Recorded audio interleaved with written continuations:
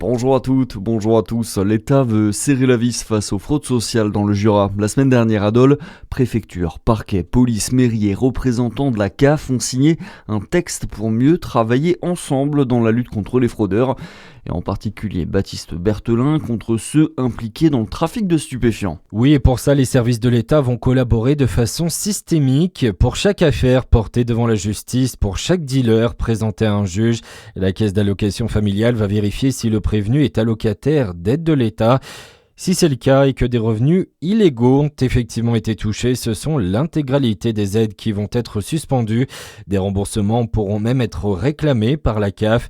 Le préfet assume l'objectif, frapper au porte-monnaie les délinquants pour éviter au maximum que les trafics reviennent dans les quartiers. Une synergie qui a d'ailleurs été appliquée pour la première fois après l'arrestation d'un réseau de trafiquants dans le quartier des Ménil-Pasteur à Dole en février dernier.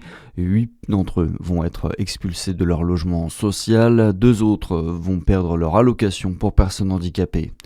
L'acteur Cadmerade et sa compagne Julia Vignali, déboutés par la justice. Ils poursuivaient leurs anciens architectes et artisans qui ont rénové leur ferme acquise en 2021 à Marie, près de Montceau-les-Mines. Le couple estimait s'être fait escroquer à hauteur de près d'1,7 million d'euros. Mais la justice vient de donner tort au couple et a relaxé les mis en cause. Dans le reste de l'actualité en France, Sébastien Lecornu appelle Total Énergie à redistribuer d'une manière ou d'une autre ses éventuels profits exceptionnels. Le groupe pétrolier français a dévoilé un bénéfice de près de 6 milliards d'euros au premier trimestre de cette année, une hausse de 50% sur un an.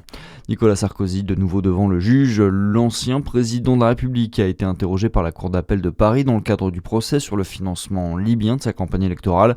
Ultime interrogatoire pour l'ex-chef d'État à propos d'un repas à Tripoli en 2007. Les plaidoiries auront lieu la semaine prochaine. Le verdict doit être rendu en novembre prochain. Nicolas Sarkozy pourrait écoper de 5 ans de prison ferme pour association de malfaiteurs. 150 000 personnes attendues pour battre le pavé lors du 1er mai dans tout le pays. Plus de 280 rassemblements sont prévus partout en France. C'est plus que l'année passée d'après la CGT. Aucun risque majeur n'a été identifié selon les forces de l'ordre. Attention aux produits achetés sur les plateformes à bas prix. Selon la répression des fraudes, 46% des produits testés sur Chine, Temu ou encore AliExpress seraient dangereux. Plus de 100 000 produits ont fait l'objet d'une alerte et doivent être retirés de la vente.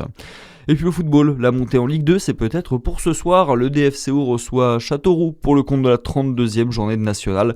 Un match déséquilibré sur le papier entre les Dijonais, leaders du championnat, et les joueurs de l'Indre, qui sont avant-derniers. En cas de victoire, le DFCO prendrait une avance irrattrapable et sera garanti de jouer en Ligue 2 l'an prochain. Le coup d'envoi ce soir, c'est à 19h30. C'est tout pour l'info à suivre. Votre météo sur Fréquence Plus.